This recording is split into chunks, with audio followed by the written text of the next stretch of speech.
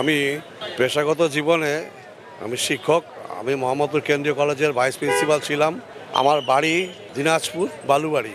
আমি অত্যন্ত দুঃখ ভারাক্রান্ত হৃদয়ে এখানে এসেছি, কারণ দেশনেত্রী বেগম খালেদা জিয়া উনি আমার এলাকার, আমার পাড়া, ওনার 4-5টা বাড়ির পরে আমার বাড়ি, যার জন্যে এটা আমার কাছে একটা অত্যন্ত যন্ত্রণাদায়ক কষ্টকর বিষয় যে এত বড় একজন মহান নেত্রী উনি আজকে এখানে অসুস্থভাবে আছেন। আমরা সবাই দোয়া করি উনি সুস্থভাবে আমাদের কাছে উনি ফিরে আসুক। শুধু আমাদের কাছে না, পুরো দেশবাসীর কাছে এবং বিশ্ব শান্তির জন্যও, বিশ্বের গণতান্ত্রিক আন্দোলনেও ওনার যে বিশাল ভূমিকা অবদান, সেটা বিশ্ববাসীও স্মরণ করে।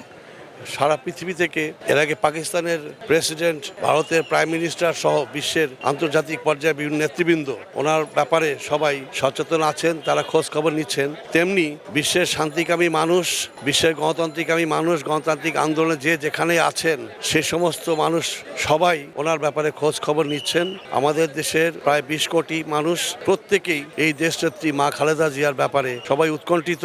সবার কাছে কি হচ্ছে এই ব্যাপারে তারা জানার জন্য উদ্গ্রীব। আমার দিনাজপুরের প্রত্যেকটা মানুষ, আমি দিনাজপুর শহরের ছেলে, ম্যাডামের বাড়ির পাশে আমার বাড়ি, সেই হিসাবে আমরা দিনাজপুরবাসী অত্যন্ত, এটা আমাদের কাছে একটা কষ্টকর ব্যাপার। আমরা আল্লাহর কাছে দোয়া করি উনি যেন সম্পূর্ণভাবে সুস্থ হয়ে যান এবং সুস্থ হয়ে আমাদের কাছে উনি ফিরে আসেন এবং দেশ জাতির কল্যাণে, মঙ্গলের জন্য এবং বিশ্ব শান্তির জন্য উনি আবার আগের মতন উনি ভূমিকা রাখতে পারেন।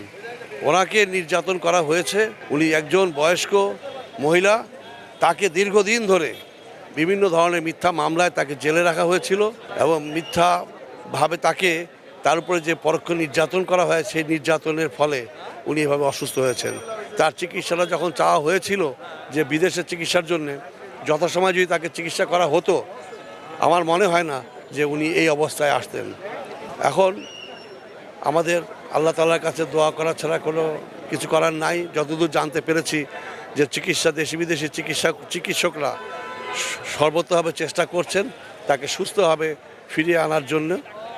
আমি দোয়া করি রাব্বুল আলামিন ওনাকে সুস্থ শরীরে আমাদের মাঝে ফিরিয়ে দেব।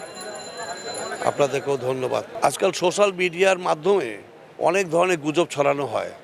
নিশ্চয়ই সে তাদের দলীয় মুখপাত্র আছে, তাদের আত্মীয় স্বজনরা আছে, সরকারের প্রশাসনের দায়িত্বশীল কর্তা ব্যক্তিরা আছেন। সুতরাং আমাদেরকে ওয়ান ওয়ে সিস্টেমে যাইতে হবে। সেখান থেকে যে ফাইনাল স্টেটমেন্ট আসে সেটাকেই আমাদের বিশ্বাস করতে হবে, কারণ এক একজন তাদের নিজস্ব স্বার্থ, নিজের সুযোগ সুবিধা বা নিজের চিন্তা ধারণা ওর ভিত্তি করে তার সোশ্যাল মিডিয়াতে বিভিন্ন প্রচারণা চালিয়ে যাচ্ছে। আমি সবাইকে অনুরোধ করব যে যথাযথ কর্তৃপক্ষের যে বক্তব্য সে অনুযায়ী সবাইকে জানতে হবে, বুঝতে হবে এবং তাদের নির্দেশনা যেটা, তাদের যেটা সিদ্ধান্ত, সেটাকেই আমরা যথাযথ বলে মনে করব।